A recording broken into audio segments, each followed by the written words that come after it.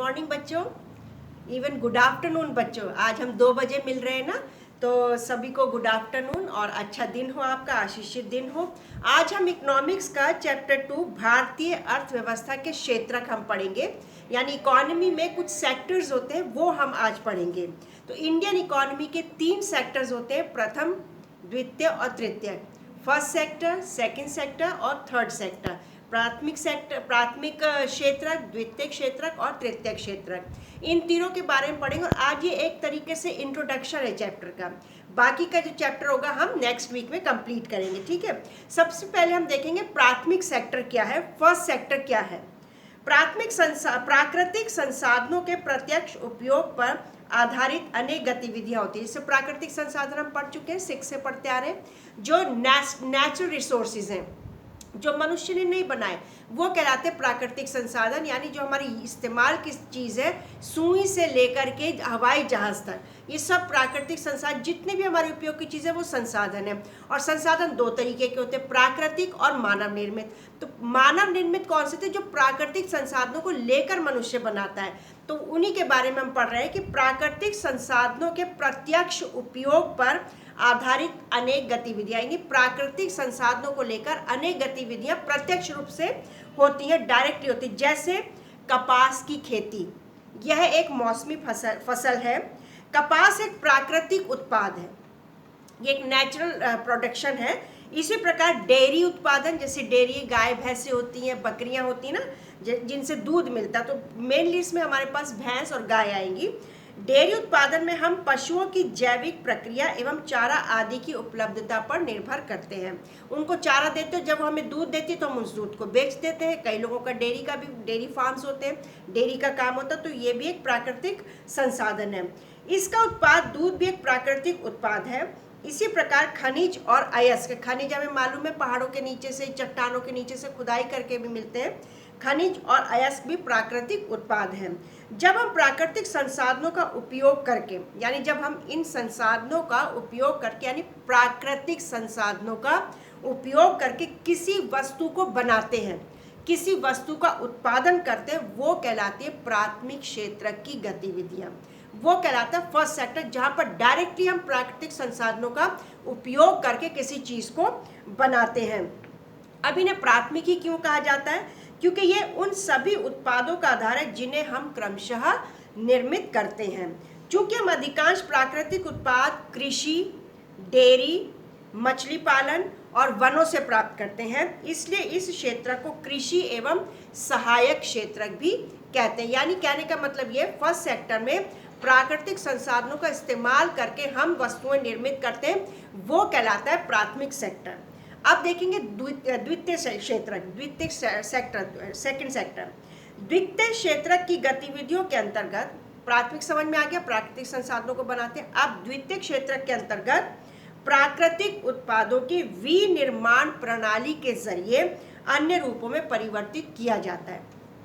यानी कि अब एक उदाहरण देकर समझाऊंगी कि यहाँ पर प्राकृतिक उत्पादों के जरिए से हम विनिर्माण करते, दोबारा उन चीज़ों को बनाते हैं। जैसे प्राथमिक क्षेत्र के, ये प्राथमिक क्षेत्र के बाद का अगला कदम है, नेक्स्ट स्टेप है ये। प्राथमिक क्षेत्र पहला स्टेप है, और सेकंड स्टेप जो है, दूसरा कदम जो हम उठाएंगे, वो है द्वितीय क्षेत्र। यहाँ वस्तुएं सीधे प्रकृति से उत्पादित नहीं होती हैं, डायरेक्टली प्रकृति नहीं दे रही यहाँ पर हमें चीज़ें। हम पहले कृषि से लेकर आ रहे हैं, या तो डेयरी से लेकर के आ रहे हैं, या मछलियों से, मत्स्य पालन से लेकर के आ रहे हैं, या हम और भी जैसी चीज़ें हैं वनों से लेकर के आ रहे हैं। वो चीज़ें जब हम लेकर के आते हैं तो द्वितीय क्षेत्र में लाते हैं और यहाँ उनका निर्माण किया जाता है।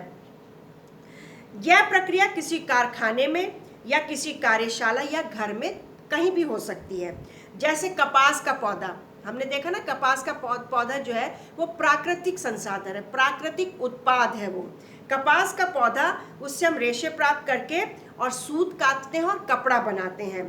तो ये कपास जो है वो प्राकृतिक उत्पाद हो गया, प्राथमिक सेक्टर हो गया, प्रथम प्राथमिक स्तर हो गया। लेकिन जब कपास का पौधा उग गया, उसके बाद हमने उससे सूत बनाया, धागा बनाया, और फिर हमने उससे वस्त्र का निर्माण किया। तो ये काम होगा फैक्ट्री में या किसी घर में, तो ये आएगा द्वितीयक सेक्टर में। जैसे गन्ना, गन्ना आएगा प्राथमिक सेक्टर में क्योंकि कृषि हो रही है, उसकी उगाया जा रहा है। और जब गन्ना हम फैक्ट्री में लेके आए तो उससे चीनी या गुड़ हमने बनाया तो वो कहलाएगा द्वितीयक सेक्टर। यह क्षेत्र क्रमशः संवर्धित विभिन्न प्रकार के उद्योगों से जुड़ा हुआ है, इसलिए इसे औद्योगिक क्षेत्र भी कहते हैं, क्योंकि उद्योगों से जुड़ा हुआ है ना द्वितीयक क्षेत्र, इसलिए इसको औद्योगिक क्षेत्र कहते हैं। प्राथमिक क्षेत्र को हम सहायक क्षेत्र या कृषि क्षेत्र भी कह सकते हैं, और द्वितीयक क्षेत्र को हम औद्योगिक क्षेत्र भी कह सकते हैं क्योंकि ये उद्योगों से जुड़ा है। अब तीसरा है सेवा क्षेत्र कह सकते हैं या तृतीयक क्षेत्र। ये देखो क्या है, बड़ा इंपॉर्टेंट है ये वाला। प्राथमिक और द्वितीयक क्षेत्र के अलावा आर्थिक गतिविधियों की एक तीसरी कोटि भी है जो तृतीयक क्षेत्र के अंतर्गत आती है। भाई प्राथमिक हमें समझ में आ गया, द्वितीयक हमें समझ में आ गया, अब तृतीयक क्षेत्र है। ये गतिविधियां प्राथमिक और द्वितीयक क्षेत्र के विकास में मदद करती हैं। ये गतिविधियां स्वतः वस्तुओं का उत्पादन नहीं करती, खुद नहीं उगाती। तृतीयक क्षेत्र में वस्तुएं खुद नहीं उगती, ना ये किसी फैक्ट्री में बनाती हैं, तो ये क्या करती, बल्कि उत्पादन प्रक्रिया में सहयोग देती हैं, मदद करती हैं। जैसे प्राथमिक और द्वितीयक क्षेत्र द्वारा उत्पादित वस्तुओं को थोक और खुदरा विक्रेताओं को बेचने के लिए, यानी हमने प्राथमिक क्षेत्र से चीजें ली, या तो डायरेक्टली हम वो वहां से बेच देते किसान, या उसको लेके हम फैक्ट्री में आते हैं, उससे हम कुछ चीजें बनाते हैं। जब चीजें बन जाती हैं तो इनको बेचने के लिए थोक विक्रेता या खुदरा विक्रेता के पास हम जाते हैं। तो ये सामान अपने आप तो जाएगा नहीं बेटा, या तो ट्रकों में जाएगा या रेलगाड़ी में जाएगा, इस तरीके से ना। तो ट्रकों और ट्रेनों द्वारा परिवहन करने की जरूरत पड़ती है। कभी कभी वस्तुओं को गोदामों में भी भंडारण करना पड़ता है, जब ज्यादा हो जाता है सामान तो उनको भंडारों में भी हमें रखना पड़ता है। हमें उत्पादन और व्यापार में सहूलियत के लिए टेलीफोन पर दूसरों से बातचीत भी करनी पड़ती है भाई, अपने बिजनेस को बढ़ाने के लिए, और पत्राचार भी करना पड़ता है, कई बार लेटर भी, या बैंकों से कर्ज लेने की भी आवश्यकता पड़ती है। तो अब इस क्षेत्र में देखो तृतीयक क्षेत्र में क्या क्या आएगा, परिवहन यानी ट्रांसपोर्टेशन, भंडारण, संचार, बैंक सेवाएं, तृतीयक क्षेत्रों की गतिविधियां हैं। व्यापार, क्योंकि ये गतिविधियां वस्तुओं के बजाय सेवाओं का सृजन करती हैं, तो इसलिए इसे सेवा क्षेत्र भी कहते हैं, क्योंकि तृतीयक क्षेत्र में वस्तुओं का निर्माण नहीं हो रहा है, वहां निर्मित वस्तुएं आ रही हैं बिकने के लिए। तो जो जो बेचने के लिए सहायता करते हैं, मदद करते हैं, वो कहलाते हैं तृतीयक क्षेत्र में आते हैं, और वो कहलाते हैं सेवा क्षेत्र। अब सेवा क्षेत्र में कुछ और भी चीजें हैं जो सेवा करती हैं लोगों की। कैसे? जो प्रत्यक्ष रूप से वस्तुओं के उत्पादन में सहायता नहीं करती, जैसे हमें शिक्षकों, डॉक्टर्स, धोबी, नाई, मोची, वकील जैसी ऐसे भी सेवा क्षेत्र में आते हैं लोग, जो ये सेवाएं डायरेक्टली लोगों को प्रदान करते हैं।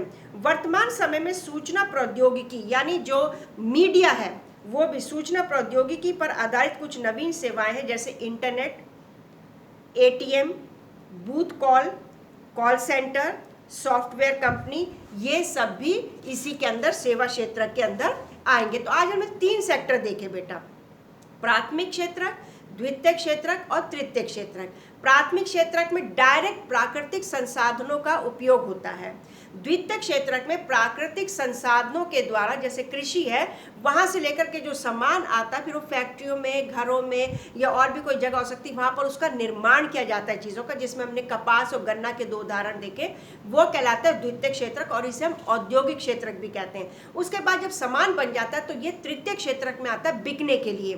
तो बिकने के लिए बहुत सारी चीजों की आवश्यकता है, जैसे टीवी में हम ऐड देखते हैं ना, वो है, या ट्रांसपोर्टेशन है, टेलीफोन है, इंटरनेट, आजकल बहुत सारी चीजें ऐसी हैं जो तृतीयक क्षेत्र में आती है, और ये कहलाता है सेवा क्षेत्र। तृतीयक क्षेत्र में कुछ चीजें और भी आती है जो उत्पादन नहीं करती, डॉक्टर्स हैं, टीचर्स हैं, वकील है, नाई है, धोबी, ऐसे बहुत सारे लोग हो सकते हैं। हमारे घर में कई बार लेबर लोग करने आते हैं, सफेदी वगैरह हम करवाते हैं, या हम कारपेंटर आते हैं, या घरों में नल ठीक करने आते हैं, बिजली का काम, ये सब सेवा क्षेत्र में आएंगे। सेवा क्षेत्र बहुत बड़ा है। तो आज हमने सिर्फ इस चैप्टर के 3 क्षेत्र देखे, इंट्रोडक्शन है आज का चैप्टर। नेक्स्ट वीक में जो क्लास होगी तो उसमें हम इस चैप्टर को कोशिश करेंगे कंप्लीट करने की। थोड़े से क्वेश्चन आंसर्स मैं आज भेज रही हूँ तुम लोगों को, वो काम पूरा करके रखेंगे ध्यान से, और अपना ख्याल रखेंगे। सीबीएसई की वर्कशीट डेली करते रहेंगे, क्योंकि हो सकता है अगर एग्जाम नहीं हुए, यूनिट टेस्ट या ये सब नहीं हुआ, तो सीबीएसई की वर्कशीट के बेस पर ही तुम्हारे मार्क्स लगेंगे। तो सब बच्चे अपना ध्यान रखेंगे और खुश रहेंगे।